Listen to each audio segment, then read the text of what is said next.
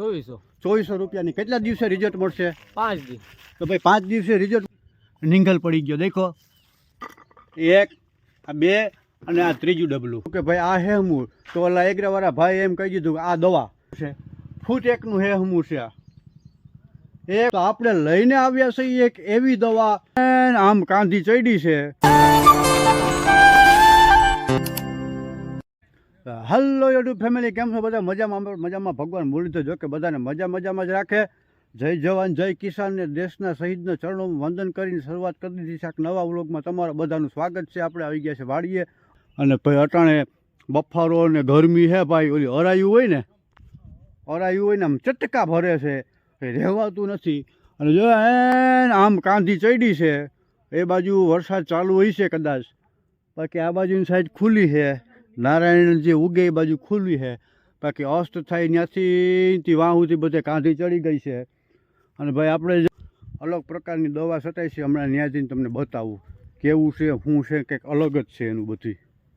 તો ભાઈ અત્યારે મગફળીમાં અને તુડાઈમાં ને એમાં બધે છે ને ભાઈ આપણે હેહમૂરની એવી સમસ્યા છે જેની કોઈ વાત જવા દો. જેના પેડાની અંદર, જેના ખેતરની અંદર હેહમૂર થતી હોય ને એ આપણે ખબર છે. હેહમૂરની સમસ્યા કેવી હોય કે ભાઈ દવાએથી જેવું તેવું મરે, 6-7 દી થાય ને ત્યાં પાછું વળી થઈ જાય, નીચેથી ફૂટ પડવા માંડે અને પાછું થાય છે. અને તમે એને ઉપાડીને બીજે ક્યાંક ઘા કરીને નાખી દો ને તો ત્યાં નવા મૂળ મૂકી દે છે અને પાછું થઈ જાય છે.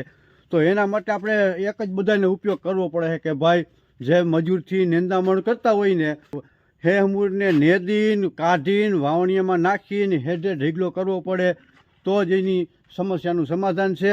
તો આપણે લઈને આવ્યા છીએ એક એવી દવા જે હેહમૂરની ટોટલ સમસ્યાને સમાધાન કરી દેશે. કે જે એની દવા હું તમને બતાવું. હમણાં જે મારા બાજુની પડું છે ને એ પડાની અંદરની એ દવાનો છંટકાવ ચાલુ હોય. હમણાં ત્યાં પણ લઈને તમને જાઓ. અને જો આ હેહમૂર જુઓ, જો આ હેહમૂર કેવડું છે, ફૂટ એકનું હેહમૂર છે. આ 1 ફૂટને પૂરેપૂરું હેહમૂર છે.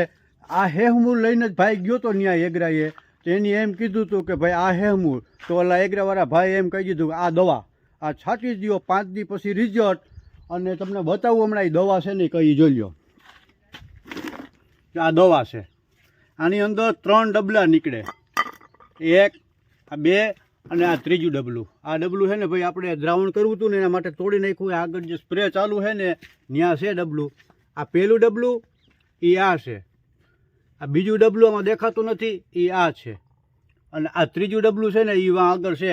આ ત્રણેય દવા આ રીતે મિક્સ કરી દેવાની ડોલની અંદર. જો પહેલાં પાણી ભરી લેવાનું, પહેલાં આ ડબલું નાખવાનું, આ પછી બીજા નંબરનું છે એ આ, અને પછી આ ત્રીજા નંબરનું પાણી નાખીને મિશ્રણ કરીને અને આની અંદર આ 1 લીટર છે, 1 લીટર દવાયું છે બધી 1-1 લીટર હોય. એની અંદર 20 પંપ છાંટવાના. અને ભાઈ વીઘે કેટલા, 20 પંપમાં કેટલા વીઘા કરવાના? 10 વીઘા. તો ભાઈ લીટર એક દવાની અંદર 20 પંપ કરવાના અને 20 પંપમાં 10 વીઘામાં છંટકાવ કરવાનો. અને 4 થી 5 દી એનું રિઝલ્ટ છે. અને એમાં એ હેહમૂર હોય ને એને પૂરું કરી નાખે છે. અને મગફળીમાં કંઈ પણ જાતનું નડતું નથી. હમણાં છંટકાવ ચાલુ છે, આપણે એનો સ્પ્રે ચાલુ છે, છાંટે જ છે. આ જ દવા છાંટે. હમણાં તમને ત્યાં લઈને જાઓ, 2 મજૂર છાંટે છે. અને પછી 5 દી પછી આપણે જોવું મગફળીમાં કેવી નુકસાની છે કે નહીં, હેહમૂરનું રિઝલ્ટ કેવું છે કે નહીં, અને એ પડાની અંદર કેવડું હેહમૂર છે. અને આ દવાનો છંટકાવ કરે છે એ જ પડાની અંદર કેવડું બધું મોટું બધું હેહમૂર છે. અને કેટલા દી પછી રિઝલ્ટ આવે છે, કેવું રિઝલ્ટ આવે છે, અને મગફળીને કેટલું ડેમેજ કરે છે તે આપણે 4 દિવસ પછી તમને એનો પણ એક વ્લોગ બનાવીને બતાવી દઈશ. તો જો ભાઈ આપણે આવી ગયા છે એ જે સ્પ્રે ચાલુ છે ને, જે છંટકાવ કરે છે ને એ જ પડાની અંદર. અને તમને હવે હેહમૂર બતાવું. જો આ મગફળી છે, આ જોઈ લો હેહમૂર નીંગલ પડી ગયો. દેખો આ હેહમૂર નીંગલી ગયું છે. જોકે છે પારે વચારે બહુ નથી. જોઈ લો આ હાટોળો હેહમૂર જોઈ લો.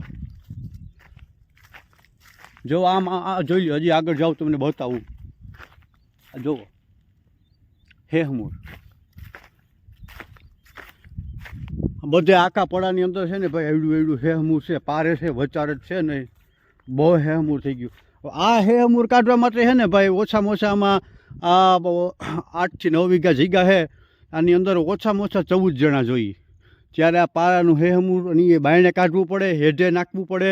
અને હેડે નાખીને વરસાદ થાય એટલે એની અંદર ગ્લાયસિલ દવા છાંટવી પડે જેથી કરીને ફૂટે નહીં, કારણ કે એ હેડે નાખીને પાછું મૂળિયા મૂકીને ફૂટી જવાનું. કદાચ ગમે એવો ઢેગલો કરો ને હે હમું છે ભાઈ નકટી જાય છે.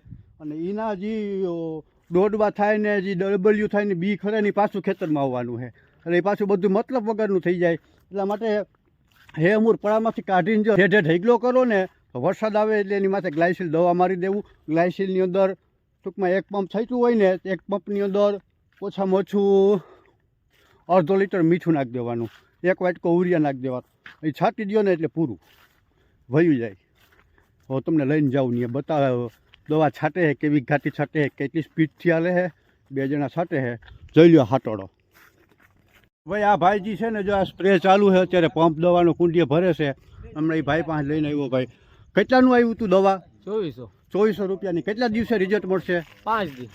તો ભાઈ 5 દિવસે રિઝલ્ટ મળશે. હમણાં કેવી સ્પીડથી હાલે ને તમને હમણાં છાંટવા વર્ગે એટલે હું તમને બતાવી દઉં. અને પછી 5 દિવસ પછી આપણે પણ એનો વિડીયો બનાવી જોવું કેવું રિઝલ્ટ છાંટા જેવું છે કે નથી, મગફળીને કેવું નડે છે. તો કન્ટિન્યુ રહેજો આપણા વિડીયોની અંદર.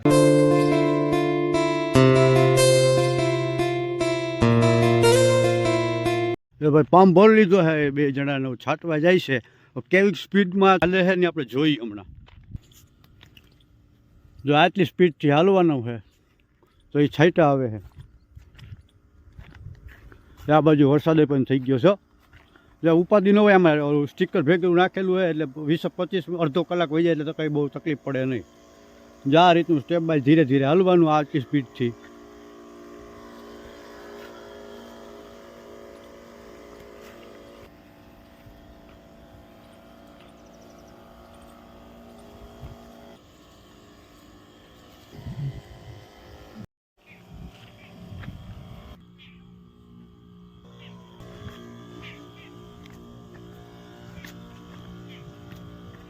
બપોરના વાગી ગયા છે 3:30 અને ટાંકો કરી દેવાનું ચાલુ કરી દીધું છે. ઠાલો ટાંકો કરી નાખો ખાલી. કારણ કે આપણે એમાં ભરવું છે વરસાદનું પાણી, કે જે આપણે એને 500 લીટર ભરી લો ને વરસાદનું પાણી એટલે મહિનો સુધી આપણે હાલે. ગામમાંથી ફિલ્ટરનું ભરી જવું નહીં. અને વરસાદ જોઈ લો, જ્યાં વરસાદ છે આ બધો વરસાદ છે. કદાચ આવવાની, કદાચ નહીં પણ 70% ચાન્સ છે વરસાદ આવવાના. એટલા માટે તો હું ઘરેથી ઉઠીને મેં જોયું ને કે વરસાદ અંધાર્યો છે, ફટાફટ વાડી આવી જાય. તો વરસાદ આવે ને તો આપણે એ સુમાહાનું જે વરસાદ પડે ને એનું પાણી આપણે 500 લીટર ભરી લેવું છે આજે. ટાંકો ચાલુ કરી નાખીને વરસાદ ન આવે નહીં, વહી જાય નહીં. એ આમ ચાલુ કરી દીધું છે પણ અહીંયા આપણે આજે જરૂર છે, મારે ટાંકો ભરવો છે. આજ આવશે નહીં મને એવું દેખાય છે. આવે તો સારું. ઓલું અડધું આમ વયું ગયું, અહીંથી અડધું આમ વયું ગયું અને અહીંયા વચારે ખુલ્લું. અહીંયા થોડુંક છે પણ એમાં કંઈ વરે એવું છે નહીં. ગયા વરસાદે પણ ભારે કેરી. હું વાડીએ ગયો તો ટાંકો ભરવાને, ઘરે આવતો હોય ને પછી આવ્યો. હું વાડી હતો તો મને એવું હતું કે હવે વરસાદ નહીં આવે. આ ઘરે પૂગ્યો માંડ્યો. હવે શું કામ ન પાછું કે વાડીએ જવાતું નથી. કાંઈ વાંધો નહીં, ફરી પાછું કાલે વાત. બેન ઉઠી ગયા જો મસ્ત મજાની નિંદર કરી લીધી ને નિંદર કરીને ઉઠી ગયા હે. લાગી હે ભૂખ. આયરો ને સેવડો ને ધબધબાટી બોલે હે. સામે આવે છે વરસાદ. આજનો બ્લોગ અહીંયા પૂરો કરીશી. ફરી મળશું કાલે 5:30. તમે નવા હોય તો અમારી ચેનલને સબસ્ક્રાઇબ કરી દેજો. અમારા વિડિયો શેર કરજો. વિડિયો કેવો લાગ્યો કમેન્ટમાં બતાવજો. Bye bye. જય મુરલીધર. રામ રામ ને સીતારામ.